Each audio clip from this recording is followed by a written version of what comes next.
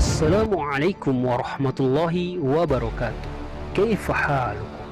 Semoga Allah subhanahu wa ta'ala menerima semua amal perbuatan kita dan dibalas dengan surganya.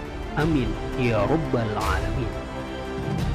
Kali ini akan kami kisahkan tentang sebuah kisah nyata yang akan terjadi di akhir zaman nanti, yaitu pertempuran akhir zaman antara Nabi Isa alaihissalam dan Dajjal.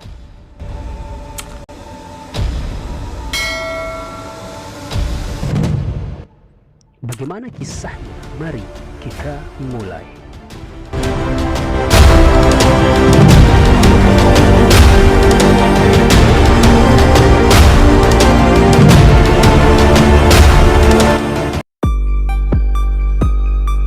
Umat muslim percaya dan meyakini bahwa rukun dari rukun iman yang keenam adalah percaya kepada hari kiamat.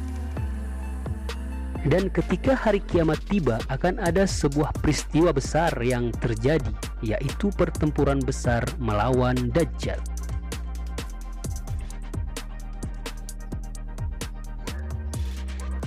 Dan yang ditakdirkan untuk melawan Dajjal adalah Nabi Isa alaihissalam. Saat ini Nabi Isa alaihissalam masih berada di langit atas izin Allah subhanahu wa ta'ala, dan akan turun ke bumi saat Dajjal muncul di dunia. Menurut riwayat, Nabi Isa alaihissalam akan turun di kota Damaskus, dan Nabi Isa alaihissalam turun bersama dua malaikat, yang mana kedua tangan Nabi Isa alaihissalam berada di antara sayap-sayap para malaikat. Dan apabila Nabi Isa alaihissalam menundukkan kepalanya, maka akan jatuh tetesan air darinya. Dan jika beliau mengangkat kepala, maka akan mengalir bulir-bulir bening layaknya mutiara. Dan atas izin Allah, orang-orang kafir yang mencium aroma napas Nabi Isa alaihissalam akan tewas seketika.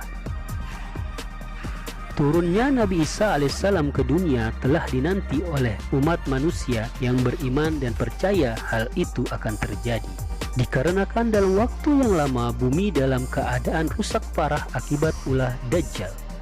Dajjal membawa fitnah yang amat sangat besar. Fitnah yang diberikan belum pernah dirasakan manusia, bahkan sangat ampuh untuk mengelabuhi manusia yang kurang kuat imannya.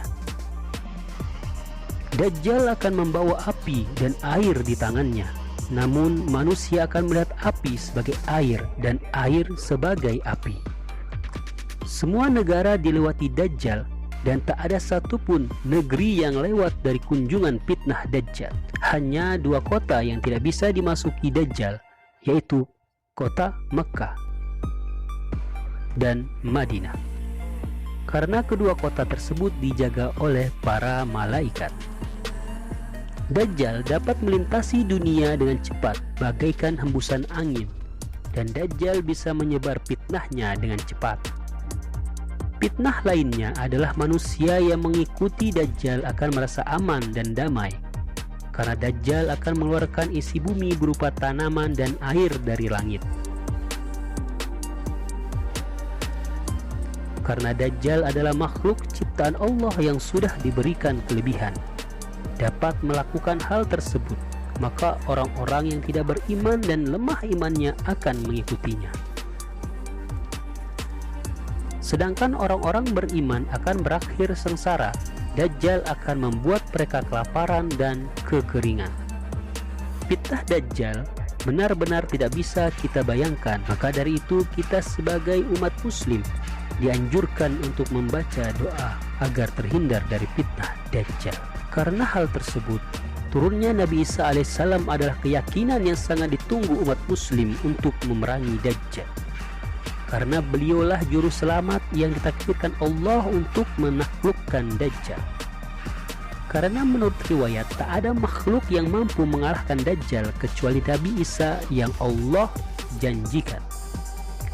Ketika turun ke bumi, Nabi Isa alaihissalam akan berkumpul bersama orang-orang mukmin dan menyatakan kepada umatnya bahwa Nabi Isa bukanlah Tuhan dan Allah lah Tuhan yang wajib disembah. Lalu Nabi Isa alaihissalam ikut melaksanakan sholat bersama kaum muslimin yang dipimpin oleh Imam Mahdi.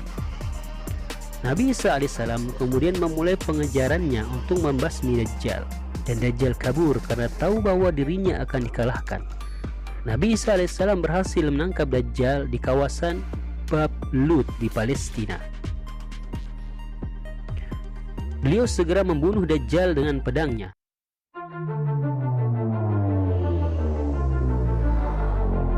Setelah kematian Dajjal, keadaan menjadi aman dan sejahtera di muka bumi. Manusia kembali hidup damai dan tentram. Menurut riwayat, masa itulah masa kejayaan dan kemakmuran umat Islam di muka bumi ini. Wallahu a'lam bishawab.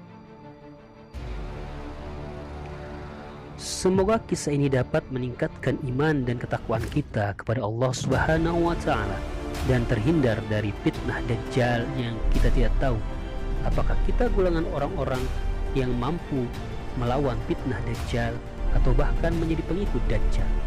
Semoga Allah mengampuni semua dosa-dosa kita. Amin ya rabbal alamin. Sekian untuk kisah kali ini. Sampai jumpa di kisah selanjutnya. Assalamualaikum warahmatullahi wabarakatuh.